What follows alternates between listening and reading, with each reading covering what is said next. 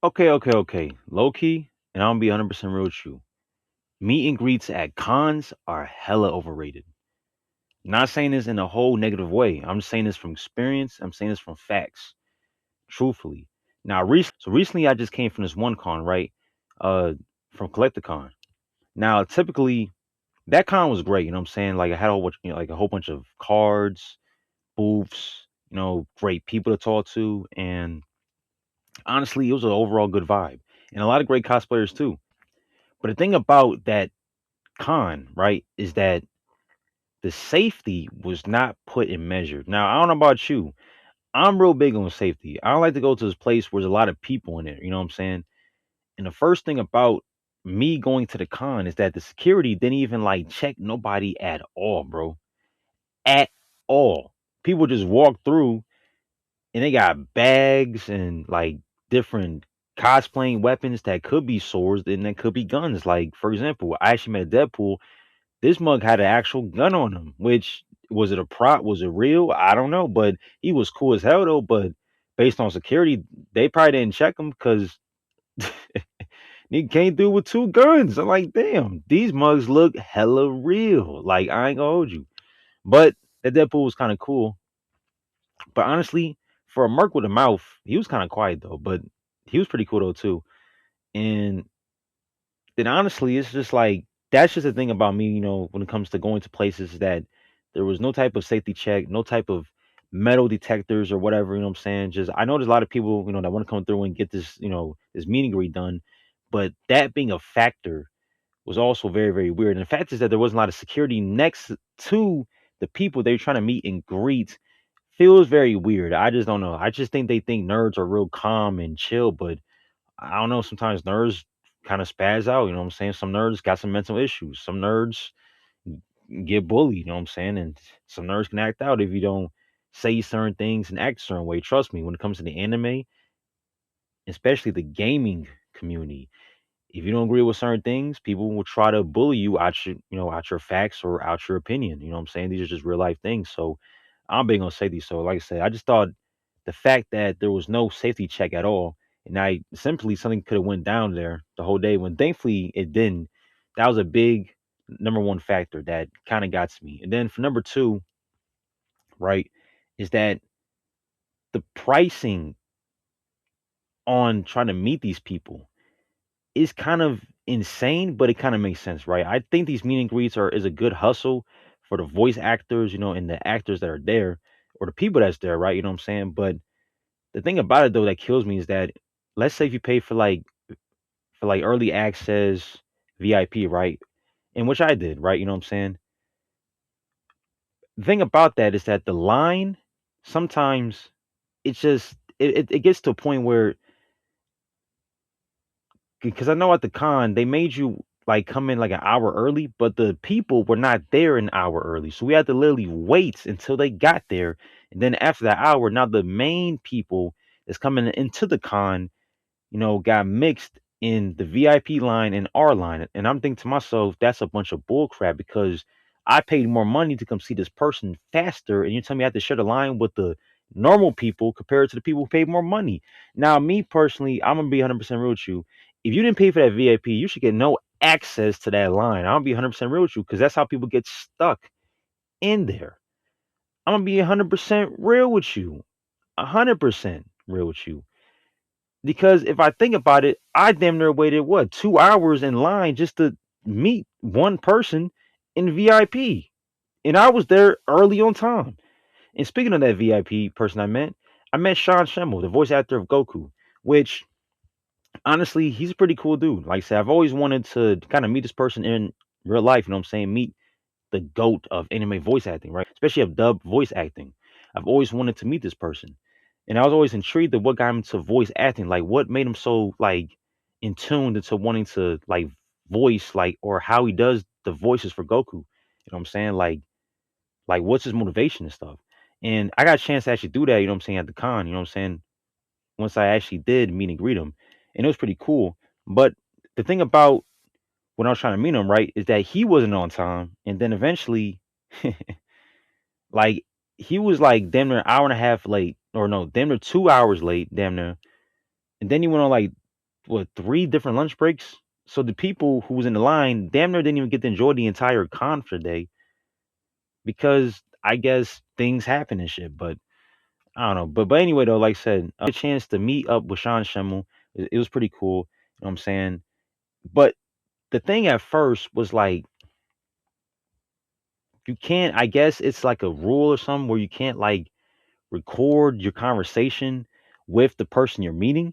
And the thing about that though is that the way how we're being or the way how we're meeting this person, it's not even like in a private area. It's like in an open area where anybody else can record you from a distance or even up close. Especially when I was in line. When I was in line, shoot, people was recording him from the line and he ain't saying nothing to them. He just kind of chilling. So I didn't know this was like an unwritten rule that you're not supposed to do it. You know what I'm saying? So I went up in there, you know what I'm saying? I had my, like my little mic on the side, you know what I'm saying? And then I had my friend, you know what I'm saying, had the iPad on him because I wanted to like kind of record this awesome question I wanted to ask him. What got you into voice acting? And by me doing that, he gave a perfect and great response, which I'm about to play that for you guys. To be honest. So what inspired you to do a voice acting and all that stuff? I've been doing voices since I was a little boy. Mm-hmm. I was a professional classical musician, and I was married to an actress. Oh yeah. And she was like, saw an ad in the paper for Dragon Ball, and she's like, "You should audition for this." Well, it didn't say Dragon Ball; it just said cartoon. Yeah. It didn't say Dragon Ball. She's like, "You should audition for this," and I'm like, "Nah, I'm good." Mm. And then I called my friends, and they're like, "Are you fucking crazy? You're great at voices. You should audition." And so I said, "Fine," because I was perfectly happy doing what I was doing. But I take shit seriously, and so I showed up, and I was like gonna super focused because I was used to auditioning for orchestras, which is a serious affair, and so I took it super seriously. I went and auditioned for like 14 characters, and I got 3 of them, including Goku, and it was my first audition. So it wasn't that I was like, oh, I want to be a dub actor. I want to be this. It was more like I love doing voices. I'm good at voices. My friends think I'd be good at this. I'm gonna try. But when I do something, I do it seriously. But I'm lazy the rest of the time. So after I got the part, I moved to New York to study voice acting and acting. I ended up directing, and I ended up doing a bunch of other stuff and working on about a shit ton of shows for 4 kids. And I was learning from in fact, I was learning from Veronica Taylor. I was learning from all the New York actors. And this is like in early 2000s. And then I moved to, and then I was directing, and then the rest is history. Okay. So that's how it went down. Oh, nice. Yeah, man. Okay. Like this. That's cool. Oh yeah. Very cool. Thank you very much. Nice meeting you. Yeah, of course. Yeah. So after that great and nice response, it was pretty much perfect, right? No shade, no nonsense. Then afterward, we got into more of a conversation where he said one of his favorite voice actors is the guy who voiced SpongeBob because his voice range is so good and he's like his talent is across different characters. And eventually afterward, this guy's gonna be like, "Hey, if you put this in any negative light, I'm gonna sue your ass." And me personally, I was like, "Yo, what the fuck is going on?" You know what I'm saying? Like, dude, like flip like that. You know what I'm saying? He flipped in a snap and shit. And I'm just trying to figure it out, like, yo, what the fuck? Like, did I say something wrong? You know what I'm saying? Like, we was having a great conversation between me, him, and my friend. Then eventually, I don't know, he tried to like put his hand on my shoulder. I kind of like had to brush it off, like, oh man, you on nonsense. Because number one, you was late, and I paid extra money to be in VIP. And number two, we had a great conversation. Like I'm smiling and stuff. You know what I'm saying? We have a great vibe, great conversation. Now you kind of ruin it a little bit because you're what bipolar or something, and you're over paranoid or some shit like that. So I guess we kind of like, okay, thanks, sir. I'll see you later. But I'm like, damn, that's how it is. That's how the goat of voice acting is. You know what I'm saying? I'm not saying this be to be negative, but this is just the truth. Like, and then I did this, like some more research on it. I'm like, damn, is he like this towards a lot of people? Some people did agree. So I'm like, oh, didn't know that at all. So, and this is another point I'm trying to make here is that if there's no rule set on the booths that say don't do this, don't do this, don't do this, as soon as you pull up, if it's not there, then nigga, man, then hell yeah, I should be able to record. Like, I don't understand how I'm able to take a picture of us, but I can't record our conversation, especially when it's something negative or something positive. You know what I'm saying? Like, I'm paying money to come talk to you, You know what I'm saying? Like this, like you're a human, and the fact is, like even if I did say something negative, you don't respond on that negative comments. Simple and basic. Like I didn't ask the dude, yo, how's Israel and Palestine? I asked him, yo, what's the motivation of or being a voice actor? Like what motivates you? I want to know Sean Schemmel, not the Goku character. I want to know what's your motivation or like what inspired you to want to do more voice acting. So I guess a real nigga like myself got a little bit of backlash from that. I guess so. But like I said, it was still pretty cool vibe.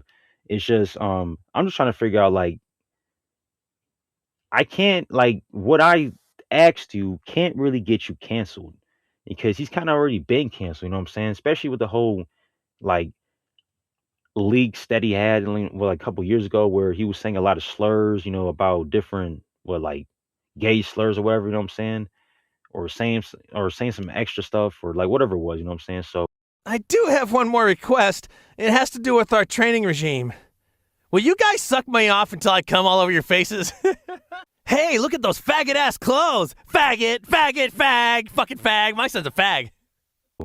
whatever I asked him, whatever I had asked him cannot be cancelable towards his image. Since people already know he's a little bit controversial, especially when it comes to Team Four Star. I'm like, there's no way you're tripping over a a parody version of the anime that you're voicing, and especially when you're doing a voiceover, especially when you're doing a voiceover over somebody else that did it first. I just think that's kind of crazy. I don't know how to explain it, but I mean, like I said, like I said, it's all cool to me when it comes to me and Sean Schemmel. It's pretty cool, but yeah, I'm just like that's how it is, at times. And I realized like, yo, is it like this for everybody else that actually gets to a meet and greet? And I realized, oh, I guess you can't record and do this towards, like certain voice actors and certain people, or else they get offended. I'm like, is that even possible? Like, how the hell is that possible? Because essentially, like I said, how the way it is, we're in the public area. It's not like we're in a back area where there's a door in a enclosed space where then we can talk, right? You know what I'm saying? Like literally, when I met Sean Schemmel, and not even that, for all the other voice actors that was there, they was in the open area where everybody was on their phones taking photos of them. So it was just like, yo, the whole don't record policy doesn't make any damn sense when we're in a area where thousands of people is at and their phones is out recording you from a distance. It's just kind of crazy, especially when I was talking to Sean Schemmel. Essentially, a guys, or I think like four guys that was on the right of me in the line was taking photos and recording of our conversation as well. So it's just like, I guess so. That's kind of just weird. But and also another point I also want to make is that the handlers too, they should handle that. You know what I'm saying? Like, or if you really want to say no photos, no nothing, then you need to have security come over there. But you can't act tough with no security. That's just kind of like what you doing, bro? Like what you think you Goku in real life? You know what I'm saying? Which man, don't get it to your head. But that's just what I'm saying. Like I just think personally, I never thought a voice actor would be paranoid of being recorded all of a sudden positive, right? When his whole lifestyle is damn near him speaking and being recorded. I didn't know that was actual like an actual thing that they get offended by, especially when we're in a public area. Especially at the same time where you had Soldier Boy at, he had a meet and greet, but that meet and greet was like somewhere else that we couldn't even see the meet and greet. So that's how you do a real meet and greet. This bullcrap way of the meet and greet where we're in an open area where anyone else can see us talking to each other is very nonsense. Like I said, I just think some meet and greets should not be in an open area. It should be somewhere private between you and the person that you're trying to talk to. And then, second, I think only the VIPs should be able to have access to talking to the person that you're trying to meet. Because essentially, we have VIP and the main people that didn't pay the money the extra money to come see this guy. The lines get too confusing and too crowded, and it takes a lot of time away from a lot of people. I just think it should just be VIP only, just like I did with Soldier Boy. VIP only get to meet him. VIP only should only get to meet the voice actors, so we can keep it peaceful. You know what I'm saying? Because I felt bad for a lot of people there that had to wait the whole day to talk to one person who couldn't enjoy the whole con. You know what I'm saying? So that's why I say that meet and greets are a little bit overrated, especially at anime cons. And then I'm gonna make a last point though, right? Because I remember as a kid, I actually went to the superhero con in Chicago one time, back when I was like 12 in like 2015. No, I was 13 at the time. And I remember that Stan Lee was there. I was hyped to go see Stan Lee. But I remember they told my moms and stuff, they was like, yo, it's like $500 to go talk to dude. $500 to go talk to dude? They said 500. I'm like, wow, 500 to see Stan Lee? I'm like, dang, I might as well go catch him in real life and get a photo for free, a conversation for free. You know what I'm saying? So, so yeah, I always thought that was kind of an issue. Like, since I was a kid, like, why am I paying all this money to go see and talk to somebody? Especially if it's in like a public area. It's not like in a private area. It's in a public area where anybody else can come up and really see this person. It's very weird. But that's just my personal opinion of it, though. Like I said, I just want to share my experience at a con that I went to recently. And honestly, it's pretty, like I said, cons are pretty cool. It's just, I think the meet and greet process is just, it's very overrated. I don't think it's really worth it. I think it's worth it if you want the rep and you want to kind of talk to the person. But I think that the way how it's set up is really overrated. So my point is, if you're going to a meet and greet, it should be in a private area, right? For only VIPs who paid extra money to go see the person should be able to go in there and meet the person, right? And number three, uh, only be strict on the photos, recording, or whatever if it's in a private area. If it's in a public area where anybody else can record you from a distance, you should not trip on that. Like I said, you are in a public area. Why are you tripping over this? Especially if it's not seen in a negative light. That's just my personal opinion right there. And honestly, like I said, if that was me in real life, I don't want to give a damn if you recording me. Nigga, we in a public area. Now, if you recording me in private, like inside somewhere, and you're doing that on some low key shit, I might get a little bit offended. But we outside. I can't say, hey, you can't record me, nigga. Man, we outside. Like, I can't tell you not to be outside. You know what I'm saying? Like, shit, you know what I mean? And then, like I said, just for number four, security needs to be there too, because like them having no security at the meet and greets or at the booths for the meet and greets is crazy. Like, I think there's like maybe one security guard, but he's like on the very far end and he was on his phone with the AirPods. And I'm like, this guy's not watching nothing. You know what I'm saying? It's like, damn, that's crazy. So I think every booth should at least have one guy for for security based on safety purposes, just in case something goes wrong. But that's just me though. But anyway, like I said, that's why I say meet and greets at cons are very overrated because the way how it's built, it's not that good. And I'm not saying this because all meet and greets are bad because you had a bad experience. No, I'm just saying how it's set up in general should be a little bit more better.